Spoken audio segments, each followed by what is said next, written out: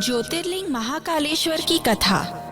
इस भौतिक संसार में शीघ्र कल्याण करने वाला भगवान शिव को छोड़कर कोई दूसरा नहीं है। सचमुच भोले भंडारी हैं महादेव।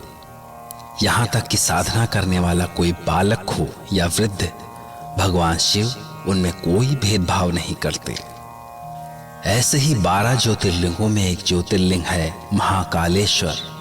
महाकालेश्वर का इतिहास एक नन्हे गोप बालक से जुड़ा है। इस बालक की भक्ति से प्रसन्न होकर महादेव ज्योतिर्लिंग के रूप में उज्जैनी में क्षिप्रा नदी के तट पर स्थापित हो गए। कहा जाता है कि जो भी क्षिप्रा नदी में स्नान कर ज्योतिर्लिंग महाकालेश्वर के दर्शन करता है, उसकी मनोकामना अवश्य पूरी होती है। इन महाकालेश्वर की स्थापना के संबंध में एक बड़ा ही रोचक इतिहास है। ये बात उस समय की है जब उज्जैनी में चंद्रसेन नाम का राजा राज्य करता था। राजा चंद्रसेन भगवान शिव का महान भक्त था। दूर दूर तक उसकी भक्ति की चर्चाएं हुआ करती थीं। एक दिन जब वो महादेव शिव के ध्यान में लीन था, श्रीधर नाम के एक गोप बालक की दृष्टि उस पर पड़ी। राजा चंद्रसेन को शिव की साधना करते देख उसे बड़ा कौतूहल हुआ। लौटते समय उस बालक ने रास्ते से एक पत्थर का टुकड़ा उठा लिया और घर आकर भगवान शिव के रूप में उसकी पूजा करने लगा। खेल खेल में शुरू हुई इस पूजा में वो इतना लीन हो गया कि उसे समय का ध्यान ही नहीं रहा। उसकी माँ खाने के लिए उसे बुलाने आई, पर तब भी उसका ध्यान नहीं टूटा।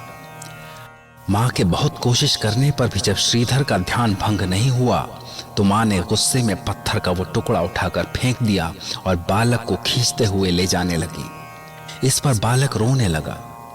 वो अपने शिव को छोड़कर कहीं जाने को तैयार ही नहीं था। माँ बहुत देर तक बालक को ले जाने की कोशिश करती रही, पर सब बेकार। श्रीधर उस पत्थर के साधारण से टुकड़े के लिए रोता चिल्लाता रहा और अंततः वो बेहोश होकर वहीं गिर पड़ा। ये देखकर तो माता के होश उड़ गए। वो वैद्य को बुलाने के लिए दौड़ी। इधर जब श्रीधर की आंख खुली तो उसकी दृष्टि एक विशाल मंदिर पर पड़ी। वो उत्सुक होकर मंदिर के अंदर गया, जहां एक ज्योतिर्लिंग तेज जल रहा था। ये देखकर श्रीधर को बड़ा आश्चर्य हुआ और वो फिर से भगवान शिव की प्रार्थना में लग गया। ज्योतिर्लिंग के रूप में भगवान शिव ने बालक श्रीधर को समझाया कि बालक, मैं तुम्हारी भक्ति से प्रसन्न हूं और तुम्हारी कामना पूरी करने के लिए ही यहां आया हूं। अब मैं सदा यहीं तुम्हारे पास रहूंगा और तुम्हें मुझसे कोई अलग नहीं कर सकेगा। इधर श्रीधर की माँ जब वैद्य को लेकर आई तो उनके आश्चर्य का कोई ठिकाना नहीं था। उसने दौड़कर श्रीधर को गले से लगाया। देखते ही देखते वहां लोगों की भीड़ इकट्ठी हो गई। तभी केशरी नंदन हनुमान भी वहां प्रकट हुए और उन्होंने लोगों को बताया कि इस संसार में भगवान शिव से सरल और सहज कोई भी नहीं है। गोप बालक श्रीधर ने सच्चे हृदय से उन्हें याद किया और वे यहाँ स्थापित भी हो गए। जो फल ऋषि मुनि हजारों वर्षों की तपस्या के बाद भी नहीं पाते, वो इस बालक ने खेल खेल में ही पा लिया। ये तो आशुतोष की कृपा का ही प्रसाद हो सकता है। इस बालक की 8वीं पीढ़ी में नंद गोप का जन्म होगा, जिसके यहाँ पुत्र रूप में भगवान कृष्ण जन्म लेंगे और अद्भुत लीलाएं करेंगे।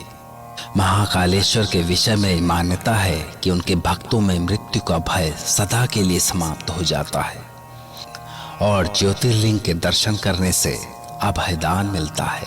ओम नमः शिवाय।